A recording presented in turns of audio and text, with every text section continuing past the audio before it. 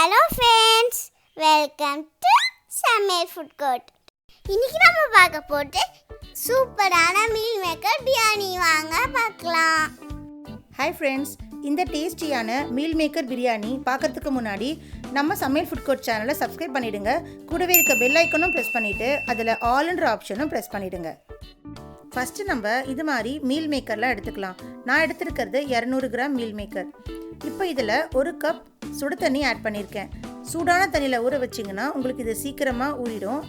இப்போ பாருங்கள், இந்த மாதிரி நல்லா ஊற வச்சுக்கோங்க. மீல் மேக்கருக்கு தனியாக டேஸ்ட் எதுவுமே இருக்காது. நம்ம இதில் கொஞ்சம் மசாலா ஆட் பண்ண போகிறோம். அப்படி ஆட் பண்ணோன்னா நமக்கு டேஸ்ட்டு சூப்பராக இருக்கும். இப்போ பாருங்கள், இந்த மாதிரி சுடு தண்ணியில் போட்டதுக்கப்புறம் இதில் 1/4 டீஸ்பூன் சால்ட் ஆட் பண்ணிக்கோங்க. 10 நிமிஷம் அப்படியே இருக்கட்டும். 10 நிமிஷம் கழித்து நம்ம இந்த மாதிரி இந்த தண்ணியெல்லாம் இதிலேருந்து பிழிஞ்சு எடுத்துக்கலாம். நல்லா ட்ரை பண்ணி எடுத்துக்கோங்க. இப்போ பாருங்கள், இந்த மாதிரி ட்ரை ஆகிடுச்சு. இது மாதிரி நல்லா ட்ரை ஆன பிறகு நம்ம இதில் மசாலா சேர்க்க போகிறோம். முதல்ல ஒரு மிக்ஸி ஜாரில் இது மாதிரி கொஞ்சமாக பூண்டு எடுத்துக்கோங்க, கொஞ்சமாக இஞ்சி சேர்த்துக்கோங்க. கூடவே ஒரு 3 பச்சை மிளகாய் ஆட் பண்ணியிருக்கேன், 2 ஏலக்காய், 2 பீஸ் பட்டை, கூடவே 4 கிராம்பு எடுத்துக்கோங்க. இப்போ இதை எல்லாத்தையும் நல்லா நைஸாக அரைச்சிட்டு வந்துடலாம். இப்போ பாருங்கள், நம்ம இது எல்லாத்தையும் நல்லா அரைச்சாச்சு. இப்போ இந்த மசாலா தான் நமக்கு மீல் மேக்கருக்கு டேஸ்ட்டை கொடுக்க போகுது. இதை நம்ம எடுத்து வச்சுருக்க மீல் மேக்கரில் ஆட் பண்ணலாம். நம்ம அரைச்ச பேஸ்ட்லேருந்து 1 டேபிள் ஸ்பூன் இதில் ஆட் பண்ணிக்கோங்க. 1/4 டீஸ்பூன் சால்ட், 3 டேபிள் ஸ்பூன் கெட்டியான தயிர் சேர்த்துக்கோங்க. தயிர் தான் நம்ம டிஷ்ஷுக்கு எக்ஸ்ட்ரா டேஸ்ட்டை கொடுக்க போகுது. கூடவே 1 டீஸ்பூன் காஷ்மீரி சில்லி ஆட் பண்ணியிருக்கேன். இப்போ நம்ம இதை எல்லாத்தையும் நல்லா மிக்ஸ் பண்ணிக்கலாம். நல்லா அழுத்தி பிசைஞ்சிக்கோங்க. அப்போ தான் அந்த காரம்லாம் உங்களுக்கு மீல் மேக்கரில் நல்லா இறங்கும். நீங்கள் இந்த மாதிரி மீல் மேக்கர் பிரியாணி பண்ணிங்கன்னா உங்களுக்கு மட்டன் பிரியாணி டேஸ்ட்டில் இருக்கும். கண்டிப்பாக ட்ரை பண்ண மறந்துடாதீங்க ஃப்ரெண்ட்ஸ். ஒரு குக்கர் ஹீட் ஆன பிறகு அதில் 1 டேபிள் ஸ்பூன் நெய் ஆட் பண்ணிக்கோங்க. நெய் நல்லா மெல்ட் ஆன பிறகு தேவையான அளவு கடலை எண்ணெய் சேர்த்துக்கோங்க.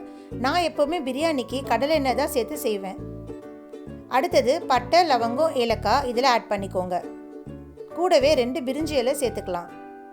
அது கூடவே 1/4 டீஸ்பூன் சோம்பு சேர்த்துக்கோங்க. நல்லா மசாலா பொரிஞ்ச பிறகு 4 பெரிய வெங்காயத்தை இந்த மாதிரி நீளமாக கட் பண்ணியிருக்கேன், அதை இதில் ஆட் பண்ணிக்கிட்டேன். எப்போவுமே நம்ம பிரியாணிக்கு வெங்காயம் நல்லா பொன்னிறம் ஆக வரைக்கும் வதக்கணும் ஃப்ரெண்ட்ஸ். அப்போ தான் பிரியாணி ரொம்பவே டேஸ்ட்டாக இருக்கும். அடுத்தது இதில் நம்ம எடுத்து வச்சுருக்க அந்த மசாலாவை 2 டேபிள் ஸ்பூன் ஆட் பண்ணியிருக்கேன். அந்த மசாலா சேர்த்த பிறகு நல்லா வதக்கிக்கோங்க. மசாலாவில் இருக்க பச்சை வாசனைலாம் போயிடணும். அடுத்தது நம்ம 1 கையளவு புதினா, 1 கையளவு கொத்தமல்லி நல்லா பொடியாக நறுக்கி வச்சுருக்கேன், அதை இதில் ஆட் பண்ணிக்கிட்டேன். இதை ரெண்டுத்தையும் நல்லா வதக்கி விட்டுக்கோங்க. அடுத்தது நான் 2 மீடியம் சைஸ் தக்காளியை இந்த மாதிரி நீளமாக கட் பண்ணி வச்சுருக்கேன், அதை இதில் ஆட் பண்ணிக்கிட்டேன். இப்போ தக்காளியெல்லாம் நல்லா குழையிற வரைக்கும் வதக்கிக்கோங்க. எண்ணெயும் பிரிஞ்சு மேலே வரணும், அந்த அளவுக்கு வதக்கிக்கணும். இப்போ பாருங்கள் ஃப்ரெண்ட்ஸ், எண்ணெய்லாம் நல்லா மேலே பிரிஞ்சு வந்துருச்சு. நான் இதில் 1/4 டீஸ்பூன் மஞ்சத்தூள் ஆட் பண்ணியிருக்கேன். கூடவே 1/2 டேபிள் ஸ்பூன் கரம் மசாலா சேர்த்துக்குவோங்க. இப்போ இது எல்லாத்தையும் நல்லா மிக்ஸ் பண்ணி விட்டுக்கலாம். இப்போ பாருங்கள், நம்ம மசாலாலாம் சூப்பராக ரெடி ஆயிடுச்சு. அடுத்தது நம்ம இதில் எடுத்து வச்சுருக்க மீல் மேக்கர் மசாலாவை இதில் ஆட் பண்ணிக்கலாம்.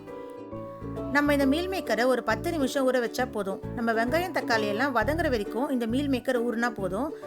இப்போ இந்த மாதிரி நம்ம மசாலாவெல்லாம் சேர்த்து ஆட் பண்ணும்போது நம்ம பிரியாணி ரொம்பவே டேஸ்ட்டாக இருக்கும். நல்லா கலந்து விட்டுக்கோங்க. நல்லா வதக்கின பிறகு நான் இன்னைக்கு இந்த கப்பில் 2 கப் அரிசி எடுத்திருக்கேன்.